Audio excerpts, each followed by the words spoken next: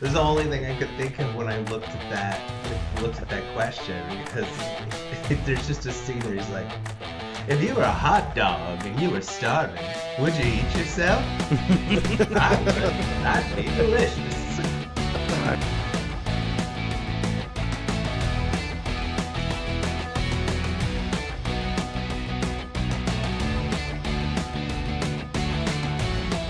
Hello, hello, hello. Thank you for joining me. I'm Nicholas W. Fuller, and I'm your host for Person Behind the Pages, the show where we get to know the authors and creators that make the things we love.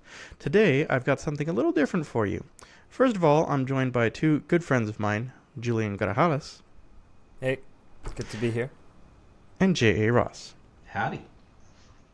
Both of them, as I said, are good friends of mine, and you get a chance to know them more with one-on-one interviews in upcoming episodes. But for brief introductions now, Julian's my college roommate, and he's starting an MFA program soon and working on his debut novel. But also, even prior to all that creative writing, his journalistic work was instrumental in getting a wrongly accused man out of prison, which is cool and amazing. Well done, Julian. Thank you. J.A. Ross is a member of my in-person writing group, and his dog was on ESPN. So that's pretty cool, too. I'm just kidding. J.A. Ross is more impressive than that. He was a member of the 82nd Airborne Division in the United States Army. He served 2 tours of duty in Afghanistan before joining academia, becoming a professor of murdering weights, as we say, with the working out. I think a professor at university where he works as a sports scientist now with the military, which is kind of cool. And at the time of this recording, he's presenting a systematic review at a national conference in a couple weeks. But if an academic paper on adequate recovery for incredibly intense workouts doesn't seem your speed, good news, because he's actually querying his debut novel already. So I'm excited to hear how that goes, and that'll be something we'll be able to check in with over time. So all three of us are in early stages of our careers as novelists, so I thought it would be fun if these two friends of mine become recurring guests on Person Behind the Pages. But before we get too deep into this show, I wanted to take this early episode to give you all a chance to get to know me a little better. And so there's this thing on YouTube, aka Booktube, which is YouTube with book people, called the Booktube Newbie tag, and also an AuthorTube Newbie tag. And it's really, you kind of put a tag with your video and people can find your video when you're new to Booktube, but you're answering specific questions. So that's what we're going to do, and I dragged my two friends in to help me answer the questions, and some of them are going to be relevant for them, and I've encouraged them to answer those also. Some of them are not, because the YouTube channel is mine and I have all the power. But that's what we're going to get into. Let's get right to this Booktube Newbie tag. Go ahead, one of you, ask me a question. After you, sir. Alrighty, so let's get to the most basic elemental part of this whole thing, right? Why did you start this channel? Great question. Whoever gave you that question is obviously a genius. Mm-hmm. Yeah, so it has become fun.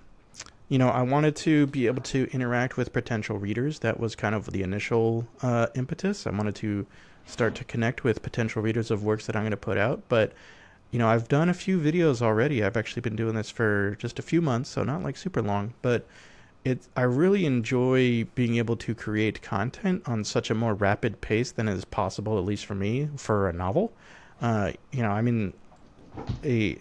most popular video so far, I recorded way early in the morning before the rest of my family was awake, kind of on a whim. And, it's nice to be able to share thoughts so rapidly and easily, and kind of connect with people that way. And I'll say the Booktube community I've met with so far has been really lovely. So it's nice to do, nice to be a part of.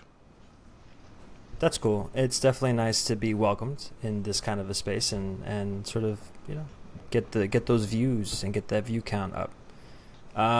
There are so many channels though, I'm sure thousands and thousands of channels. What are some of the fun and unique things that you bring to Booktube? Yeah, that's a really good point. How do I kind of stand out from the thousands of other people? So a lot of Booktube is centered around book reviews. And I've done a couple reviews. I'll probably do a few more, but I'm really only interested in doing reviews for books that I enjoy, just because I don't want to poop on somebody else's work, if because writing a book is a hard thing. I know. But I do want to share, material that I think is awesome. So there'll be some reviews. I've done some summaries, and I might do a little bit more of that, but turns out making summaries is quite an endeavor. But I am really enjoying doing the interviews. I like talking with other authors and other creators, even though, you know, this is going to be a very early episode. I've already recorded about half a dozen episodes of Person Behind the Pages, and it's really been awesome to connect with people this way and have these conversations. That much I've really enjoyed. I also am kind of trying to draw in a little bit of my other passion, which is gaming. I like playing video games. For a while I was studying to become a video game developer.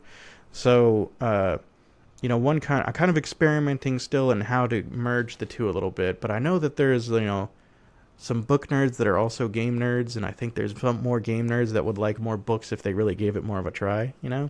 Totally. So one thing I want to give a shot to is trying to give more book recommendations based on favorite video games.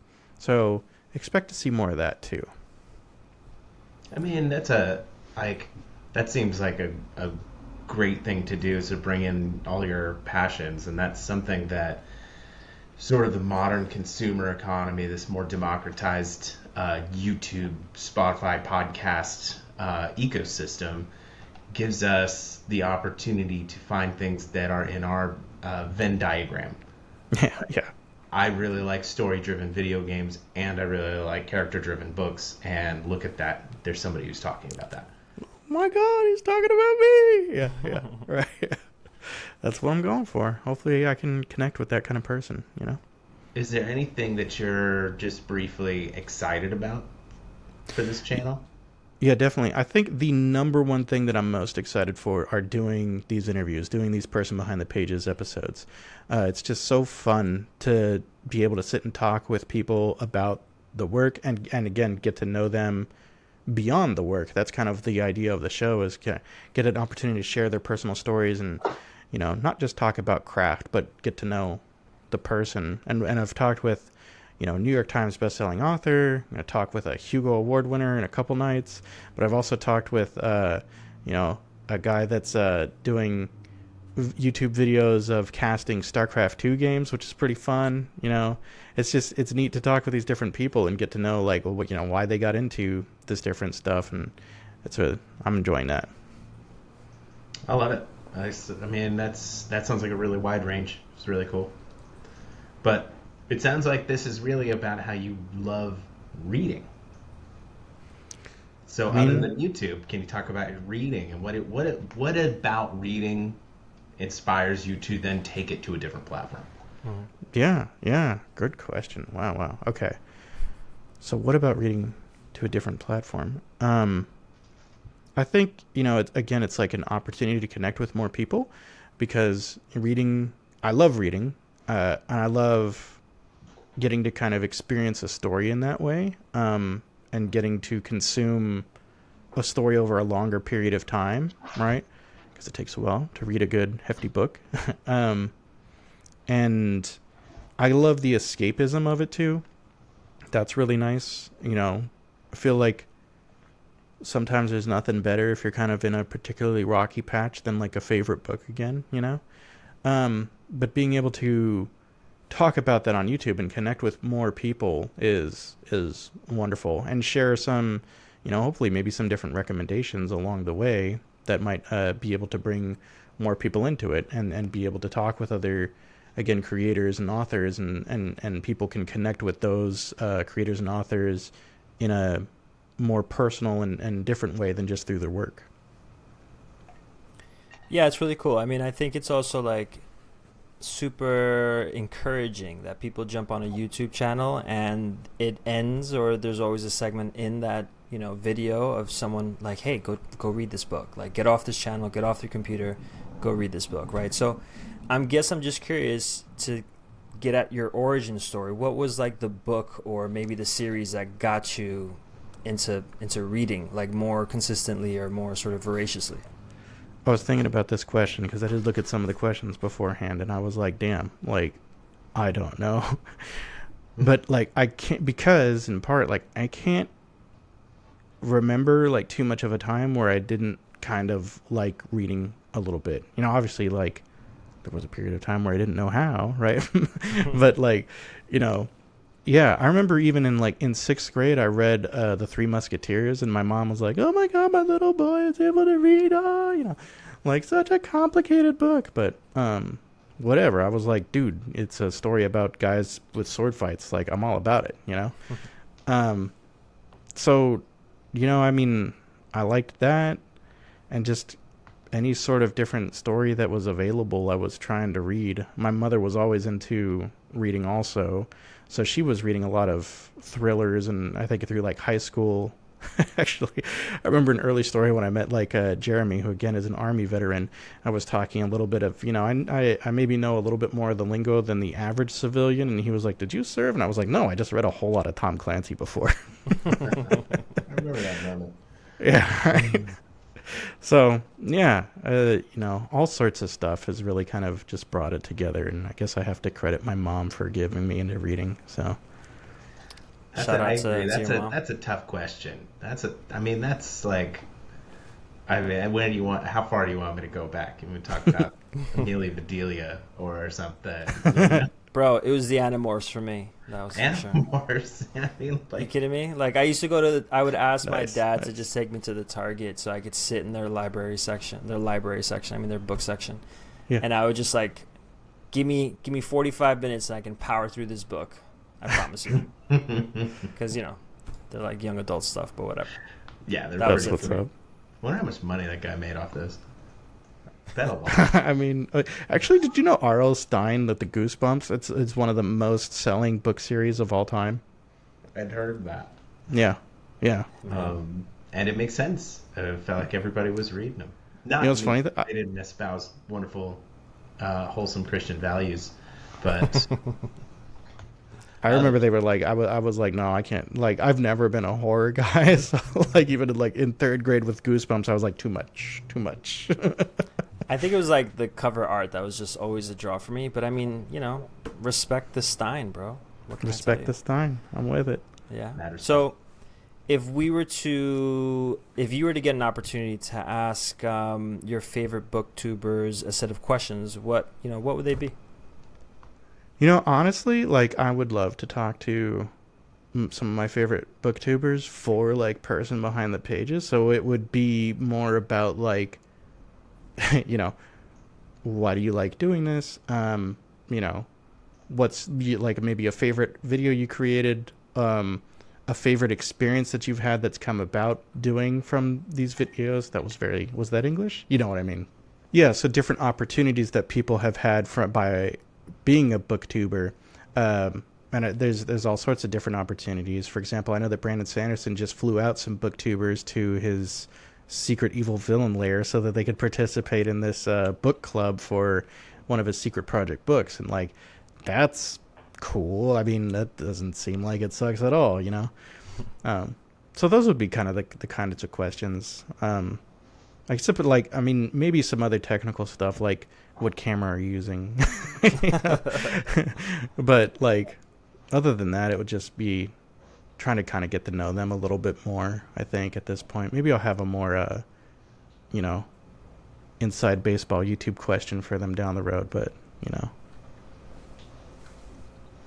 And I guess we'll just stay tuned for the person behind the pages where we get to see you ask your favorite booktubers the questions you'd love to ask. So,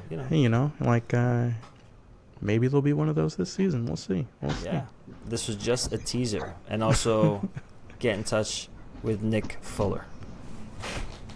Bring it. If you're a booktuber and you want to talk, I want to talk to you. That'd be awesome. All right. So let's talk about your fears. Let's talk about your deep-seated insecurities. Really pull this out because I want to know, do you feel there's going to be a significant challenge along the way? And if so, what do you think the most significant challenge would be? My deep-seated fears. Oh, man. Oh, no. I think generally, honestly, I feel kind of comfortable on the camera for whatever reason. I guess I assume, I guess I'm not too worried about what people are gonna say, even if they're gonna be poo-poo on me. I'll just be honestly, if I have a superpower, it's forgetting the bad things that people say after a pretty short amount of time. So, I guess my only like challenge that I'm worried about is just like making the time for it regularly, and trying to like be consistent with regular content, especially. All right, like shout out my wife. She gave me this cool cup, and I am gonna show it now. I'm a dad, and she just got me this for my birthday. I'm apparently the Dadalorian. I love it. Anyway, so it's tough to balance being like a small business owner and trying to write my own books and trying to take care of my family and also do the YouTube thing, Totally. But I mean, it sounds to me like you've just rehashed all of the difficulties of being a writer. So, yeah. You need to make sure you have new ideas for content. And oh no, what if I run out of ideas? But you're not going to run out of ideas. Are those kind of the challenges that you worry about with being a new novelist? I mean, sure. Like, I really like my debut novel. I think I find it very compelling. And I put a lot of myself into it, and I put a lot of my thoughts about the world into it. And so then I go, well, like, what if that's the only story I have to tell? I think that's a normal insecurity to have. Right. And yeah. Go ahead. So I feel you, and you're in good company. What is it? Abercrombie? Abercrombie wrote his books, and he's like, I don't know what else to do. Like, I wrote the best books that I could write. But, like, I also, like, while I understand where you're coming from and whatnot, I literally was like, how many book ideas do I really want to write? And I'm like, okay, I'm sitting on, like, 9 solid ideas I know I want to do, like, for 9 different books, plus possibly, like, another trilogy. And, like, these... So I have, like, maybe, I guess, the next 10 years of work figured out, which is kind of daunting. I don't know if it's a booktuber sin or whatever, but you can't just name drop somebody like Joe Abercrombie without mentioning that he's getting a screenplay adaptation, a film adaptation, from one of the standalone novels of his. Oh well, let your fans roast me for forgetting the name of the. Was it First Law? It's whatever? from the First Law. So there's the First Law trilogy. And that was a standalone trilogy, but he also he wrote novels and other stories in there, and one of them, which is like 260,000 words, oh wow, chunky. Yeah. Anyway. So that's gonna be a single movie, right? As I understand it, it's one movie, but who knows? This is Hollywood. They're gonna try to create the Abercrombie cinematic universe. Seems like that wouldn't be bad. And why He's certainly popular. I'd probably watch it. Yeah. I haven't read much Abercrombie yet, though, but that's definitely on the TBR. My TBR is so big, but... So what do you like to read? Oh, great question. Books. I'm just kidding.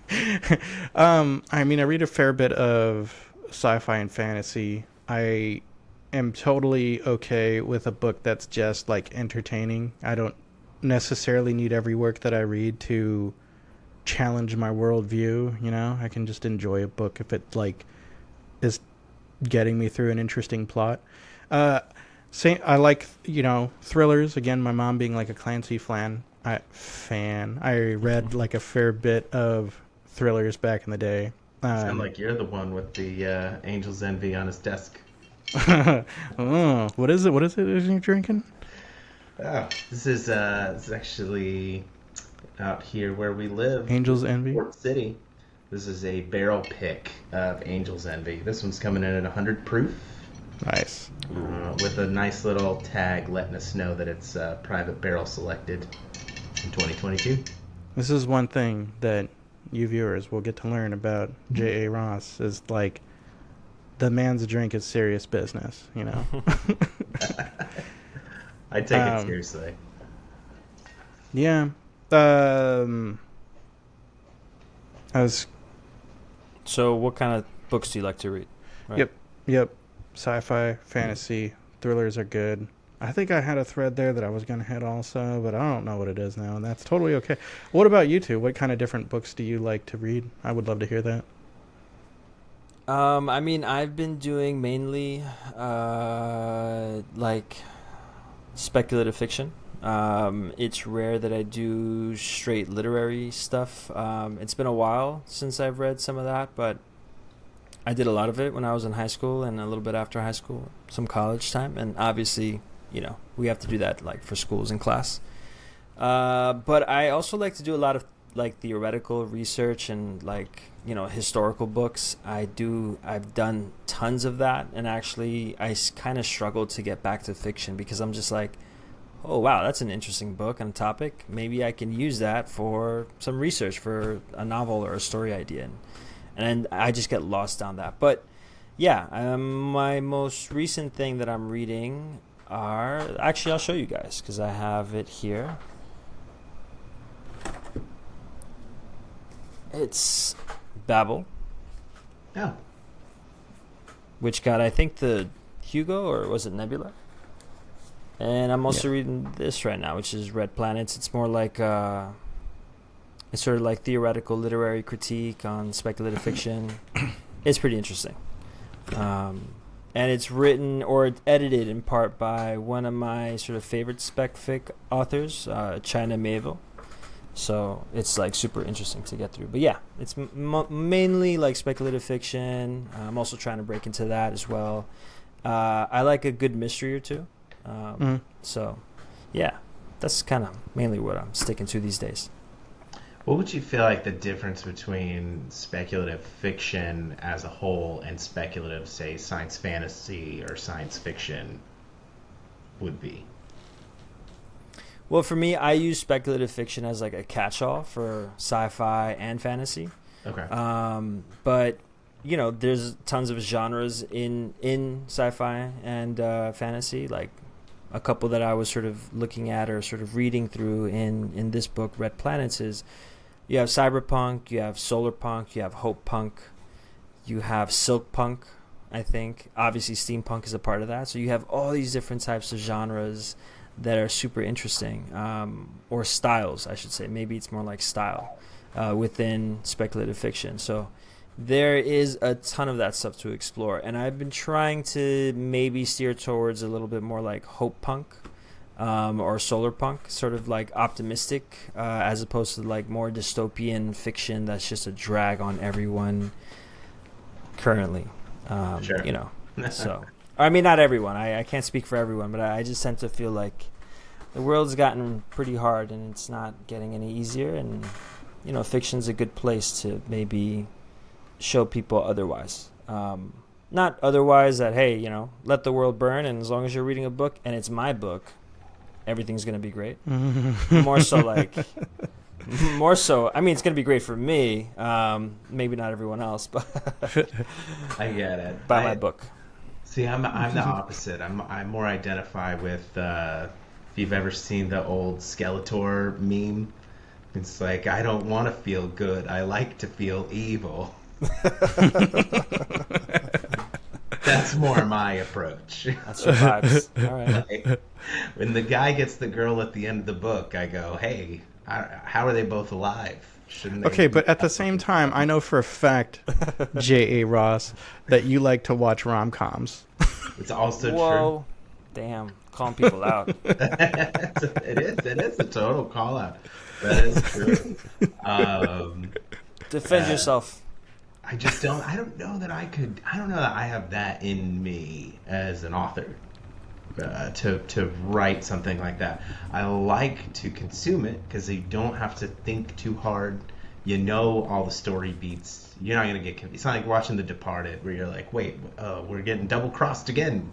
Yeah, you're just like, I know what's going to happen. Oh, no, they've split up. I hope they get back together. And there are some good ones that kind of subvert some of that, and that can be fun as well. But there's just, Totally. Sometimes you just want to enjoy yourself. Yeah, absolutely. Yep. But I feel you too. Like, Grim is fun. But going back to your point also, Julian, about like Hopepunk, I was just listening to a panel from SFF Addicts TBR Con. Shout out to them.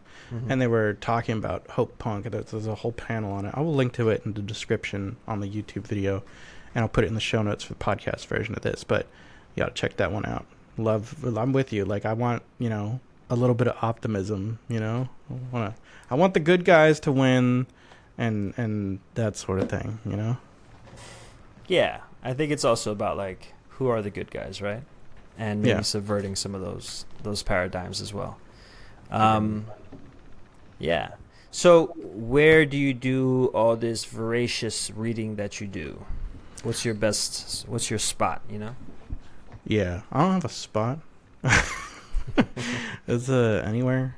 I'd love to be like, oh, I love like reading on the beach and whatever, but like, you know, it's not something that gets to happen all the time. But so wherever I am, you know, might be before bed, before falling asleep on the Kindle, might be like listening to a chapter of an audiobook as I'm coming back from driving my daughter to daycare. It's wherever you can kind of get it in, you know. What about you guys when you're like actually got a good book to read? Is it like, do you read right before bed or what? Man, I get my best reading in on an airplane. Yeah, fair. That's when I just really start sinking it in, and I'm blessed to have a job where I need to fly often, typically in the contiguous U.S., but fairly long distances from inside it. So you get several hours to yourself where you can really just, no one's going to bother you. In fact, you don't have any distractions. No one's going to text you, and you can just sit in and just settle in and go. And I really, that's where I get my best reading in, and some of my best editing. I was gonna say, like, I'm with that. Like, I finished one of the works that I'm working on. I finished the first draft, like, as I was on a layover for a flight, and I had done like some work on the flight leading to the layover. Also, I've like, there's one author I'm aware of who's at the point now where he's like, listen, I'm a binge writer. I like to get out there and write a bunch. So what I'm gonna do, and what he's done, is he'll be like, I'm going to take a 2-week cruise where I won't have any of the distractions of the internet and won't be getting texts, and I'm just going to bang out, like, you know, a draft. I'm like, sign me up, dude. I'm not a binge writer, but I'll try, you know? It's on a cruise. Right. Sounds quite nice. Go ahead, Julian. Where do you read? I think similar to Jeremy, I think I get my longest bouts and most consistent bouts of reading while I'm on the subway, on the way to work or on the way back.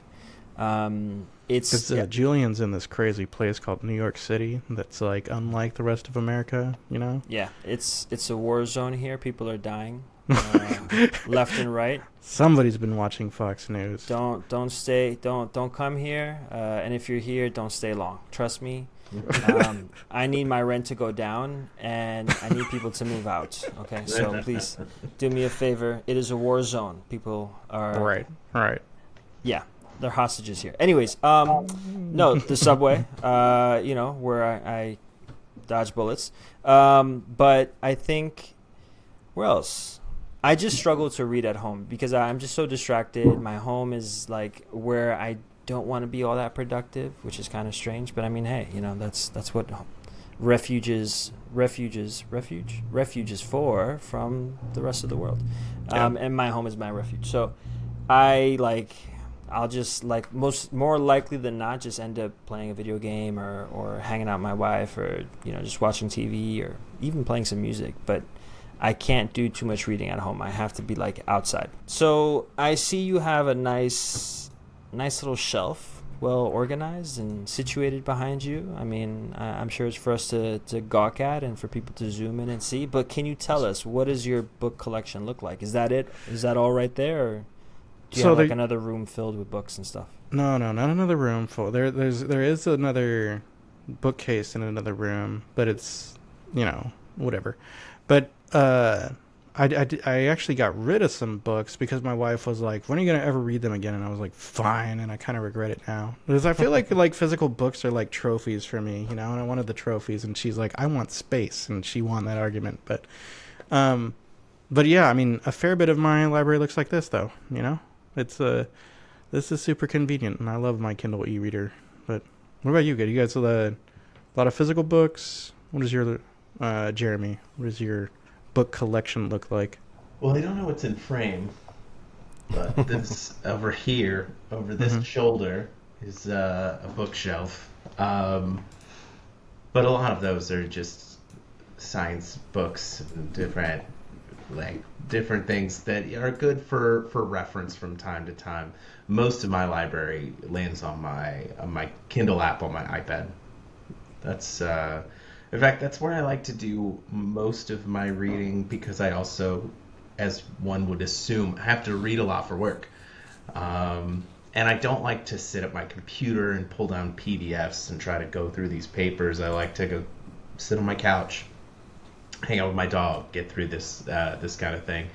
And it's just, look, we live in such a highly technologically advanced society that why not just start taking advantage of those things? And you can bring that around with you on the plane. You can go take it anywhere with you. You got a few minutes, you can sit down and read.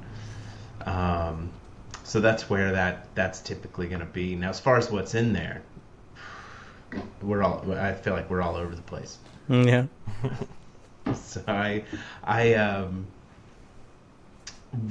coming up, I read a lot of just high fantasy, really, just like deep fantasy, but it was my great shame. I couldn't let anybody know. It was anytime somebody finds I was, playing football, and I was in the army, a paratrooper, and then I'm over here reading these books. People are like, "Oh, you reading your dragon book?" Yeah, man. Dragon book. And that's what's so infuriating about this sort of Game of Thrones revolution. Where people are coming to me and they're like, "Did you know in the books and I'm some dude in like a tweed jacket with like a craft beer in his hand. Well, in the books, I do not cite the deep magic to me, witch." I know what happens. Yeah. Now it's cool. Okay, my bad. See, I was always proud to be a nerd. I was all right with, and this is like the extent of my nerddom. My like Lord of the Rings trilogy DVDs are over here, like fairly prominent. Because when those movies came out, I was in high school, and like the first one came out, and my brother and our mutual best friend, they were like, "You're a hobbit." So I'm 5'8". I'm not like a super tall guy, but they were both 6 foot, even as like juniors in high school. So. There you go. The second movie came up, and they're like, "You're Samwise Gamgee," and so that has just stuck so much to the point where even Julian, when we were college roommates, he and just about everyone else in the school was calling me Sam, not Nicholas, because there were literally 8 other Nicholases in one of our first classes. So, yeah, I was totally fine with it, But yeah, it's definitely got to be way more cool now. So I guess that makes me cool, right?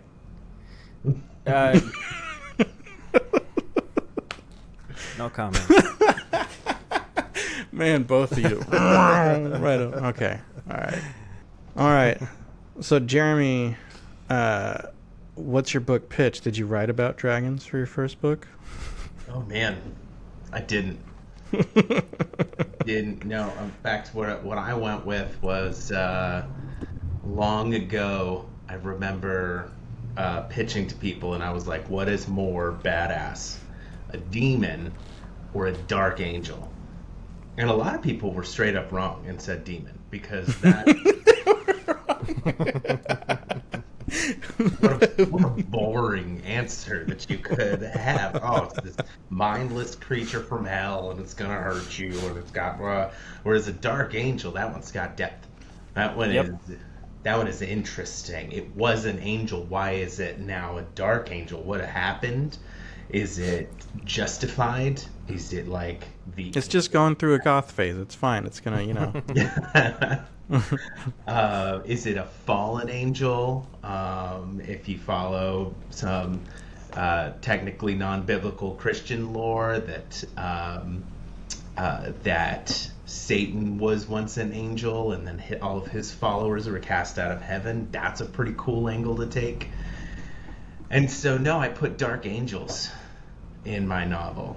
But I wanted to do it in a way that was also telling a story that I thought was missing in the current environment. So there's a lot of books. There's a lot of violent books. There's a lot of books with violence in them, but I don't think that they're doing it.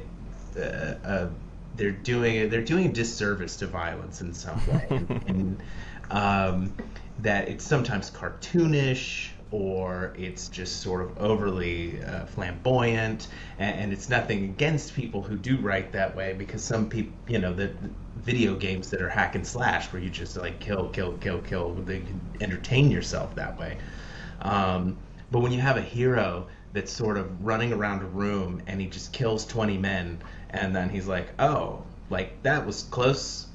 It's not realistic, and I don't think it handles the realities of that. So I wanted to tell a story that took violence and sat with it and discussed the aftermath and discussed the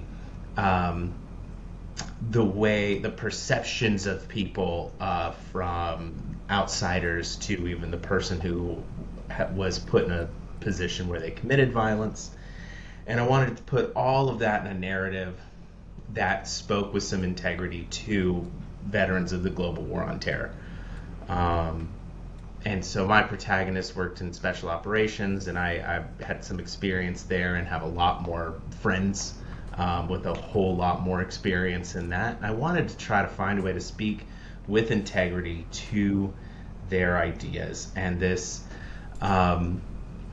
and sort of these concepts of in the way that First Blood spoke a lot. First Blood, the first Rambo movie, before it was really John Rambo just mowing things down. It was more of a deeper sort of cultural discussion of veterans from Vietnam. So he's saying, hey, I didn't ask to do this. You asked me to do this, and then I went out and I came back and you spit on me. And I don't think that the current experience of global war on terror veterans, which is sort of winding down, but it was pretty hot about 10 years ago. I don't think that their experience is really served by that, because there weren't people protesting the plane when you came home. They weren't calling you a baby killer or spitting on you. In fact, people would line up in the airport if you're flying into an airport, or the families would be able to come in if you're flying onto a base, and there'd be a little bit of a parade. But I don't think that it's still that we've fully understood how we're now viewing them differently, because of the things that they have experienced. They usually want to keep it surface level. They don't really want to hear you talk about it. They only want to bring up homeless veterans if it's time to take in refugees, and then when there's no refugee conversation, then we're back to just not caring. You can disappear again.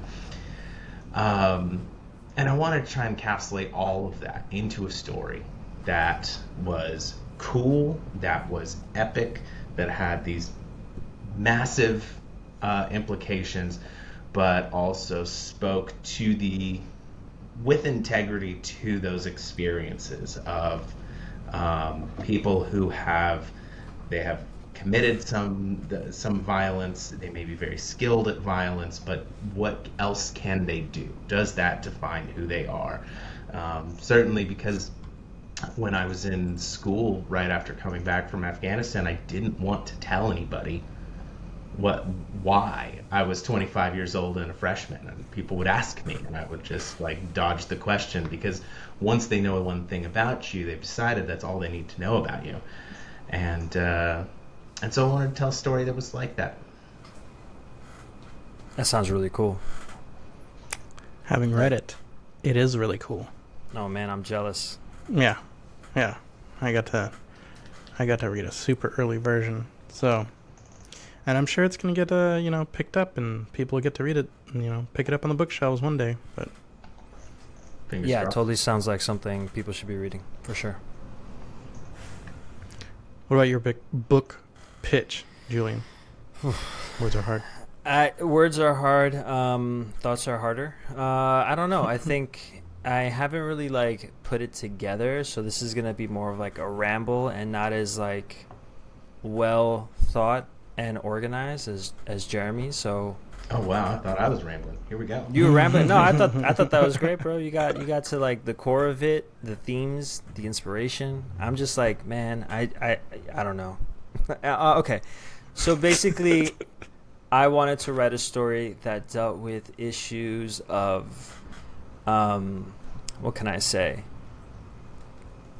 The trappings and the lack of agency that people have when they are in a workplace.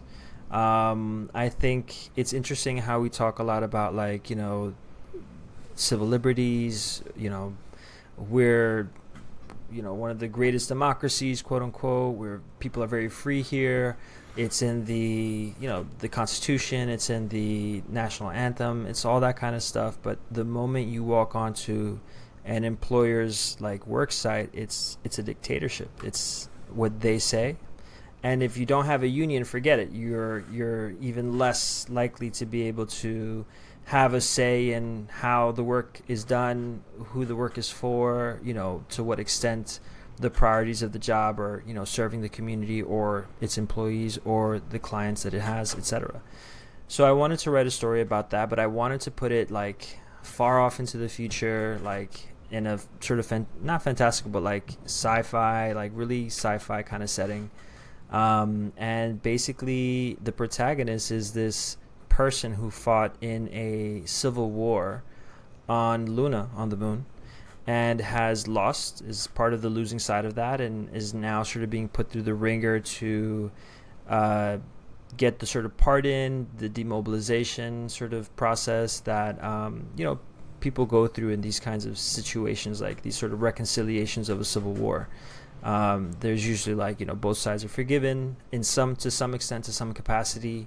And then there's a process of like demobilization and sort of reintegration to civil society. And so to me, I thought it was interesting if we had a protagonist like that who is just about to finish their like demobilization orders and labor sort of expectations, and are put in a space rig that is very far, like on the frontiers of humanity, and are put in this situation where they have to do things that seem very questionable, but there's a lot of incentives for them to just shut up and do what they're told. And I wanted to explore some of this like lack of agency that people have on the work side, but also how people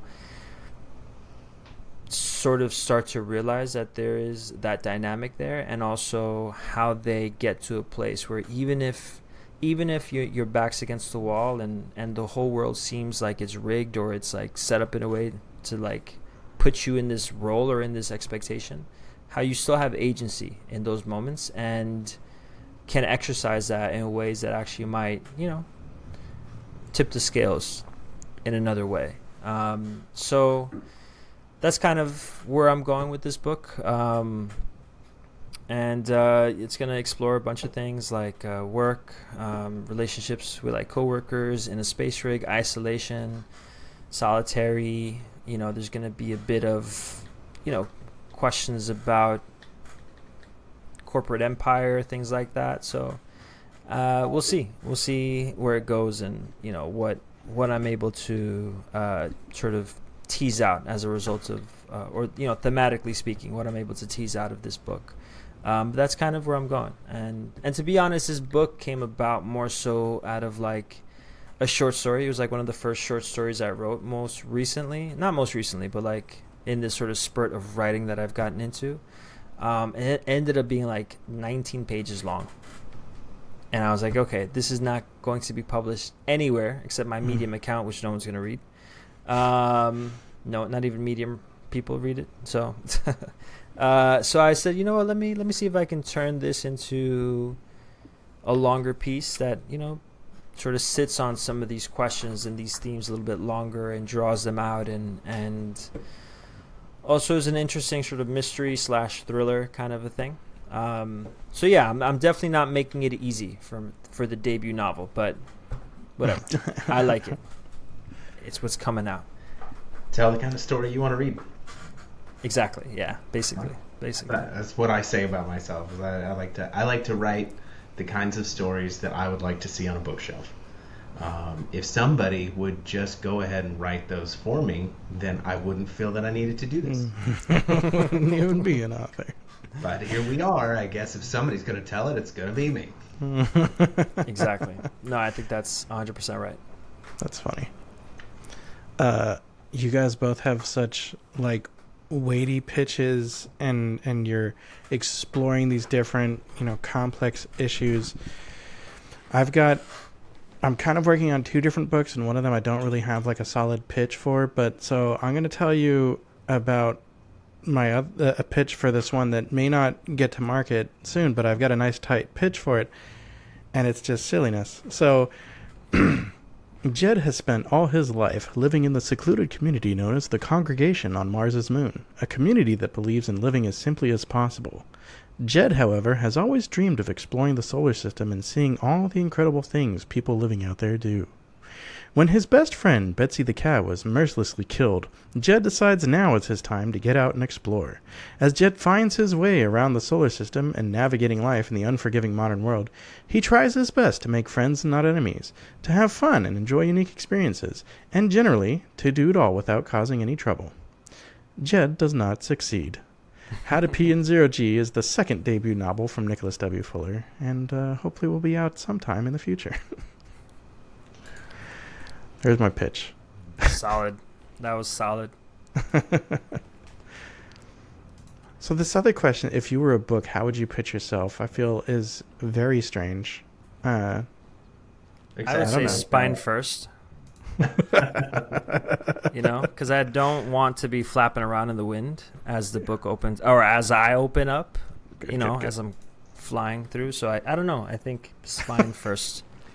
I think that's all the answer that one. No, go ahead. Have you ever seen the Will Ferrell spoof of Harry Carey, the former baseball announcer in Chicago? No.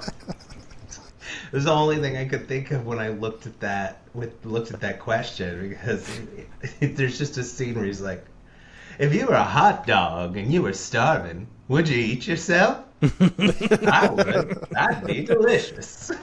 I think I have heard that. That was, like random and funny. Yeah. It was a great little skit, and I don't even know much about Harry Carey, but I learned about him through that, because it was like 2004 SNL, and it's forever ago. Yeah, but yeah, awesome. That's how he really was. I mean, that's what I'm going to tell my kids, that was Harry Carey. So. All right, what do you usually write? I don't know. I usually write stuff. I'm not sure. Like, I genuinely feel like I haven't written enough books to really answer that question well. Like, I don't know that I have a usual yet, because and then some of the ideas I have for like later are going to be like a little bit different, But I'll say this: I write books with big stakes. I generally don't get interested in books with, or even like it's very hard for me to get interested in sitcoms because the stakes are so minimal. I can't, so I want books with big stakes. There we go. There's something I can say about what I'll usually write. It's a lot of beef. So I appreciate that pun so much. You're welcome. I don't know. I like I said before, I want to. I've written, most of my short stories have been about like labor and about like climate change and things like that. These are short stories that I don't know. I want to like question or raise questions about like, the world has an opportunity to address climate change and improve and change and really recalibrate why we have the systems that we do and to what end they're doing them. And I would love for us to go through that, but not go through that and sort of come out the other side with everything being the same, except for we just use, solar energy now. And it's just like, that would really suck if like we had this great opportunity to completely revolutionize the infrastructure of the entire world and how people's issues are being met and served, and we're kind of just doing the same thing. So a lot of my short stories are about that. And again, it goes back to this whole idea of like trying to write things that that sort of I think That swat at the Hopepunk dark optimism. clouds. Yeah, that Yeah. swat at the dark clouds over humanity, I think. And so yeah, I want to write more of that stuff. Though it sucks because as an author, you're always throwing your protagonist into like another shit show, and like you're just running them over with something. So it's just like, no, I don't know. It's complicated. It's contradictory. But yeah.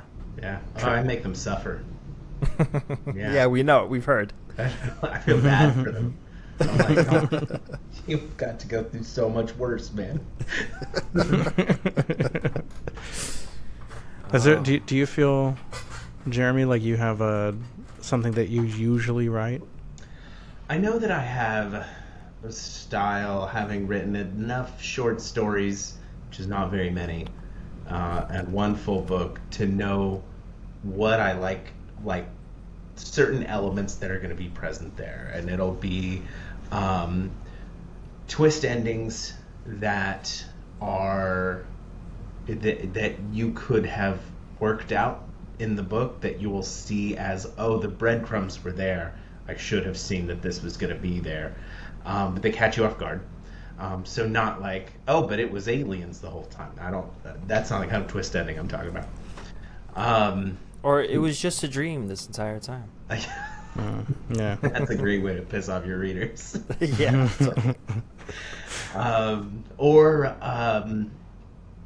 sort of words and phrases, largely words and phrases, but sometimes concepts that you interpret differently after knowing the story. So something that you're given early on as to something to anchor onto, and you think it means one thing, and at the end of the story it means something else, usually on some sort of deeper level. But yeah, so Nick's familiar with my favorite chapter of Exit Wounds, where there's a sort of monologue from one character, and he says he's talking about being a child during Desert Storm, and he says when your country goes to war, as long as there's enough distance, it doesn't mean anything to you. And then we go through his full story, and then we sort of repeat that phrase, but in the new context of his experiences, and you get a new idea out of it. It's probably just something that I stole from country music. It's one of the cheap plays that they do. If you want to write a sad country song, there's a couple ideas, and one of them is just to make sure the chorus means something a little different every time, so that you get all the emotions just stacked on top. Don't Take the Girl was really popular a long time, right? First he's like, oh, I'm going fishing, Dad, don't take the girl. But then like she's like dying in childbirth, and he's like, don't take the girl. And you're like, oh wow, now it's hitting me from these other angles. That's a little insight in how to write a country song if anybody's trying to do that. I don't know if that's why they came here. But That's what I'm gonna do right as soon as we end this call. Yeah. you should. It's a great idea. Some people make a handsome salary doing that. What? You've been playing that traditional Colombian music. That would be such a nice accompaniment to your country song, Julian. You know? Yeah, no, I think they mesh really well, actually. That's funny. Something you'll never write? The perfect novel. Ooh, well, that's a good answer. That is a good answer. I'm gonna steal yours and go with that also. Yeah, it's better than anything else I was gonna say. Yeah, no, it's anything hard. else would I feel like would be a joke, because I don't know. Like I would be like, oh, I'll never write a happy ending. It'll just be like a little joke for people who've read my stories that sometimes can be downers, but I don't know. Who knows? I'm only halfway through my life. I might write something else. Yeah, right. I guess my obituary. You know? All right, cool. Yeah, nice and right to, a little. Some morbid humor. Yeah. Yeah, it's good. It's good. I thought it was good. I don't know. I feel like this question's a little haughty. Like, who are we to say you will never write something? I'm too new of a writer, and who knows? It's also like, I'm not that long in the tooth, but I eventually will be, and who knows what I'll want to write down the line, or yeah. Yeah, but like if there's like, my mind runs to like certain concepts that people really, really want to stay away from. Ones that are not YouTube friendly, so I don't have to get into all of them. But sir, I wrote an entire book that kind of meditates on violence. Like, there are ways to deal with it that are both raw and respectful, and I think you can do that with some horrible experiences, some things that are sort of tinderbox stuff. But Neil Gaiman is probably my favorite fiction author. If it's not, I don't know. Brent Weeks is up there. I like a lot of these guys, but he writes the N-word in his books, like, all the time. But he's trying to tell us something about the character. Why would this character say this? And so, you can say, oh, I would never do that, but actually I think it can be a compelling storytelling device.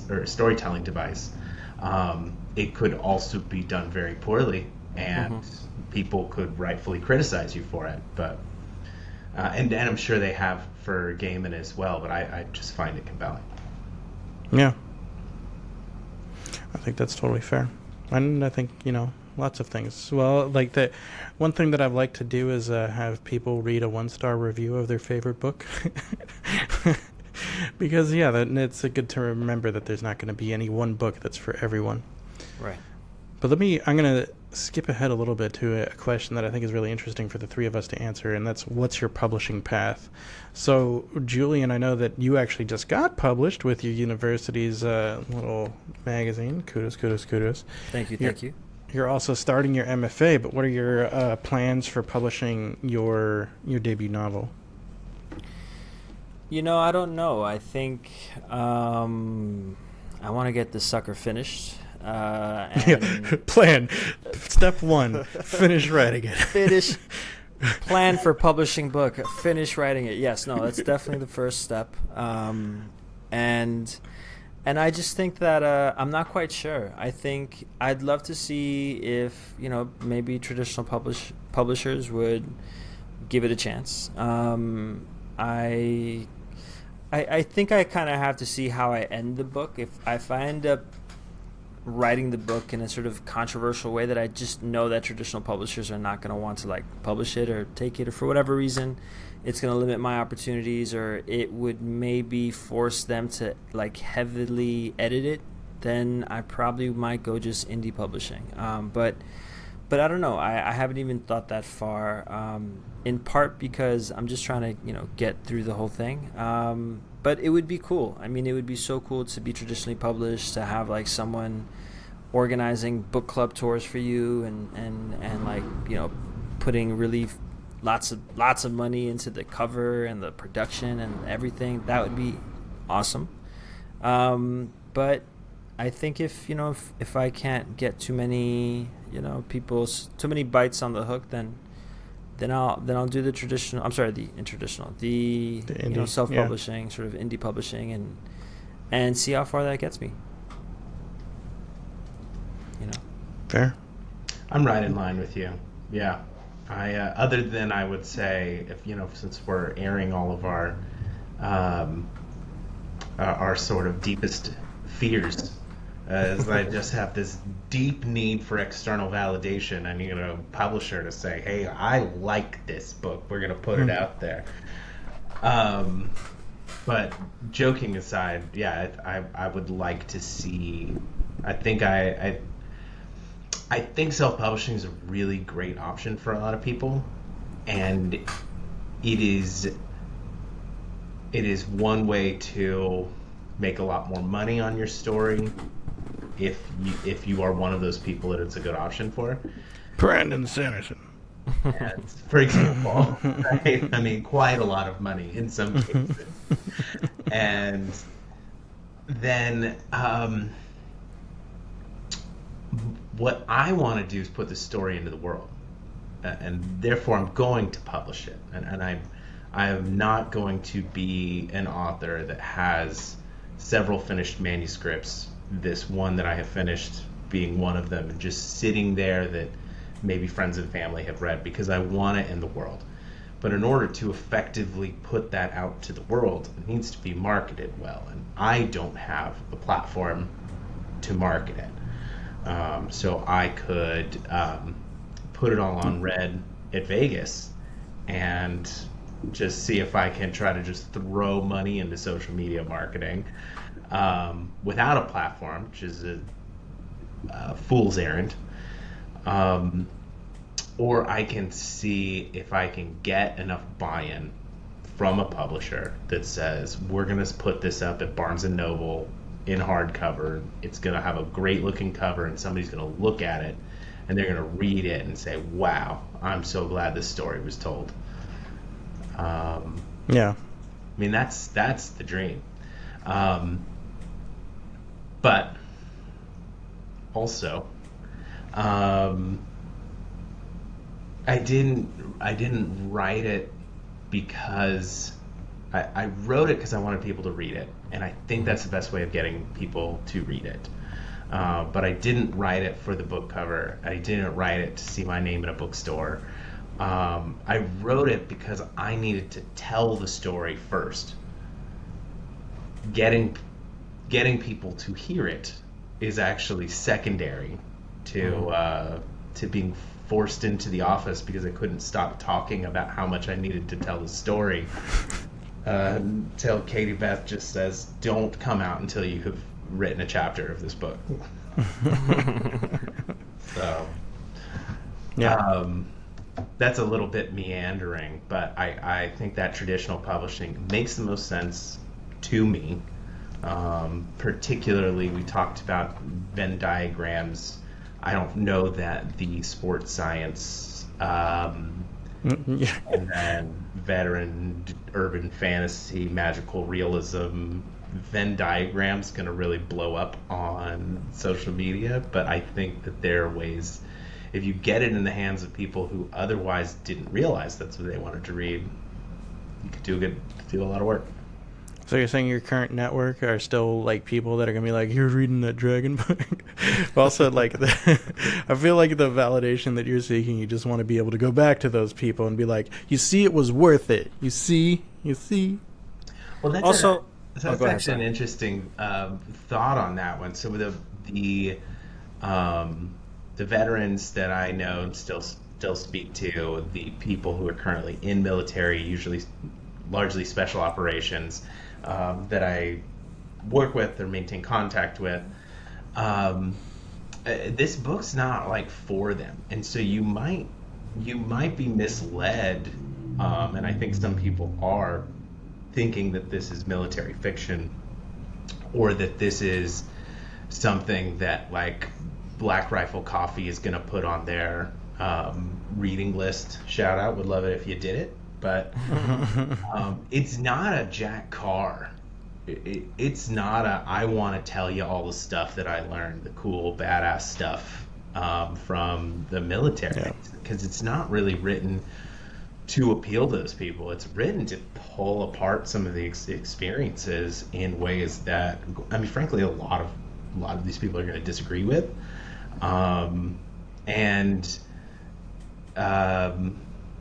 is probably not the stuff they pick up. So it's not that it wasn't written to be enjoyed by like military, special operations, veteran communities, but it's that it wasn't written specifically for them. Yeah. Well, interesting. Plan A is traditional, but both of you are like open to the idea of self-publishing because you want to get your books out there. I kind of coming at it from a different approach. I actually wrote and self-published a book 11 years ago, but it's not really consistent with what I want to write in the future, so I decided to bring that down.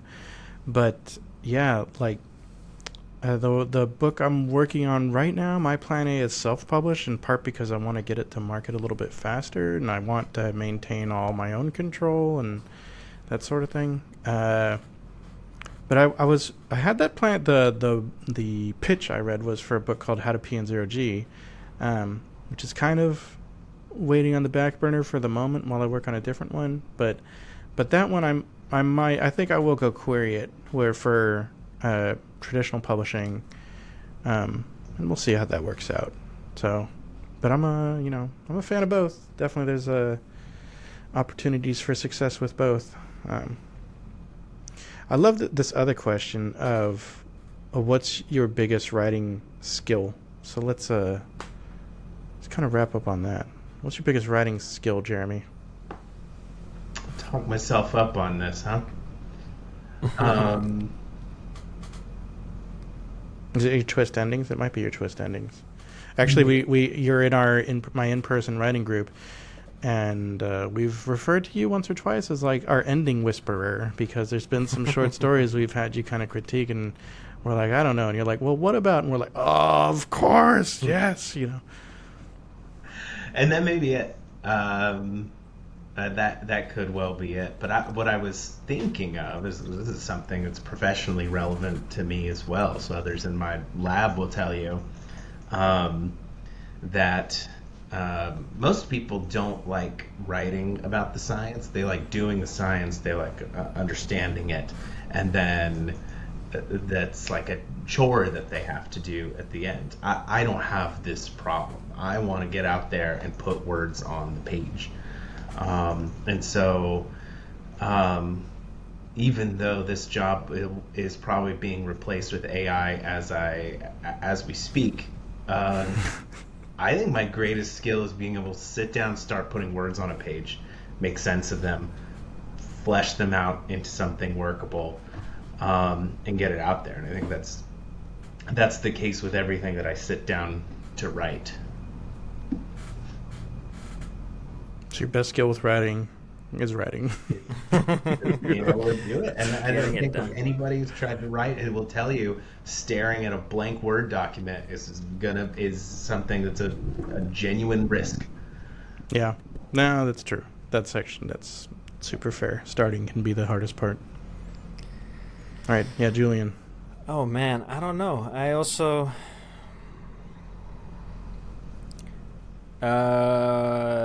it's hard to suggest what are your best writing skills. I mean, I think I would state that I come from a journalistic sort of background, and that gives me the ability to...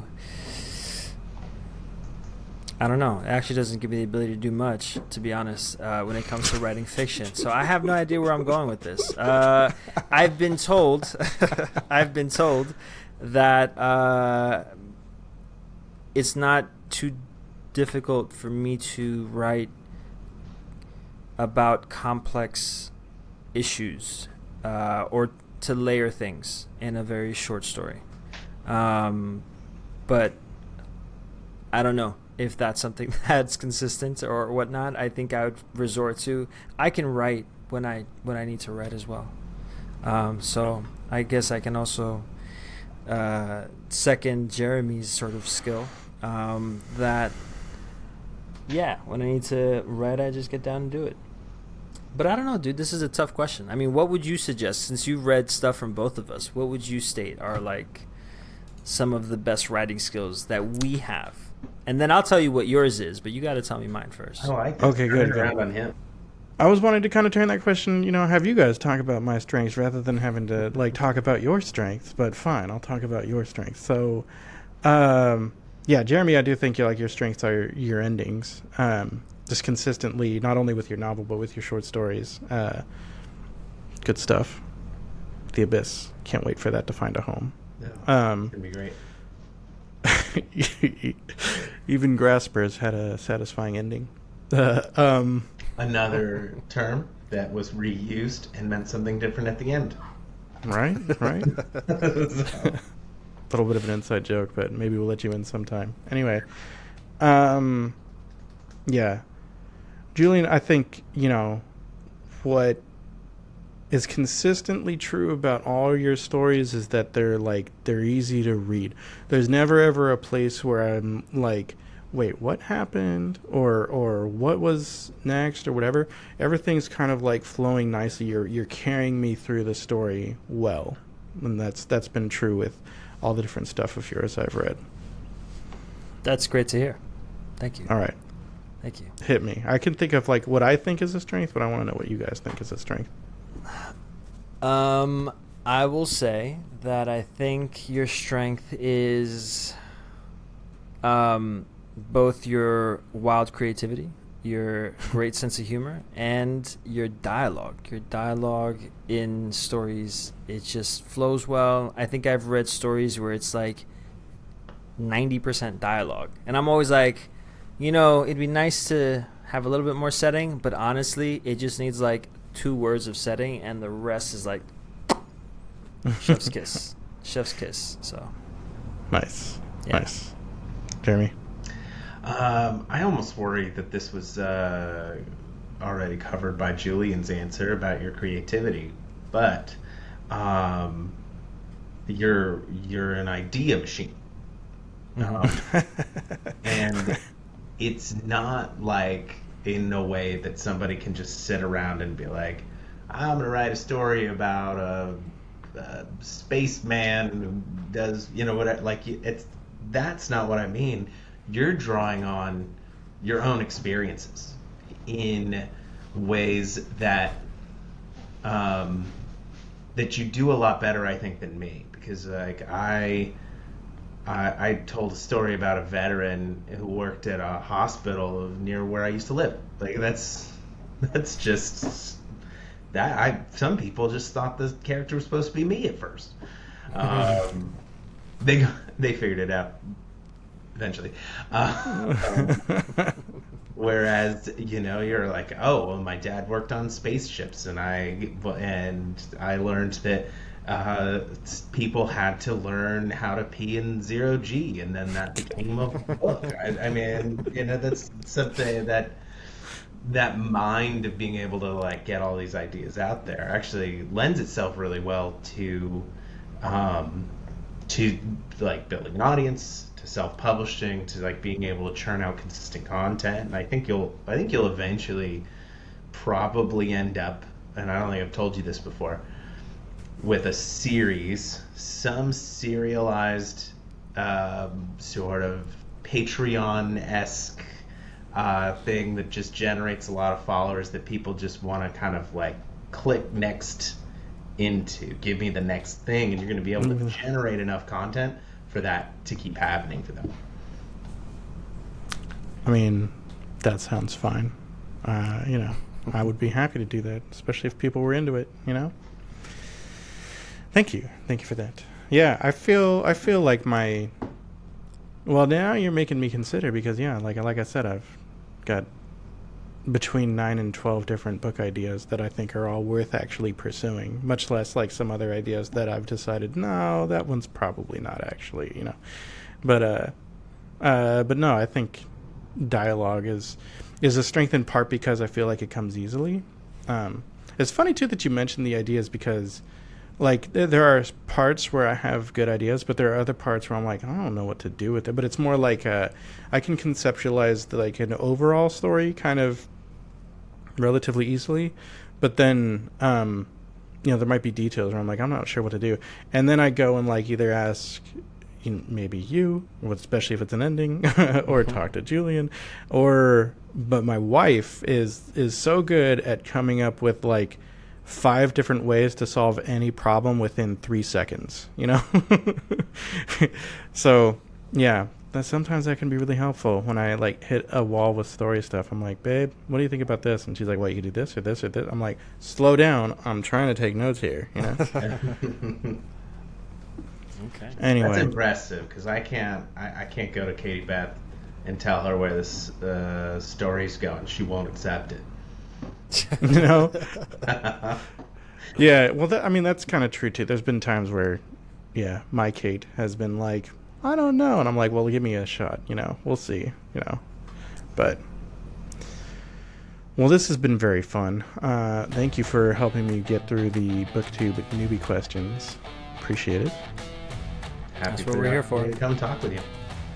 And yeah, if you guys have enjoyed this conversation, enjoyed hearing from Jeremy or Julian, stick around for future episodes because I'm going to be doing a one-on-one with each of them in this season 1. So thanks for watching, and if no one's told you today, you're an absolute legend.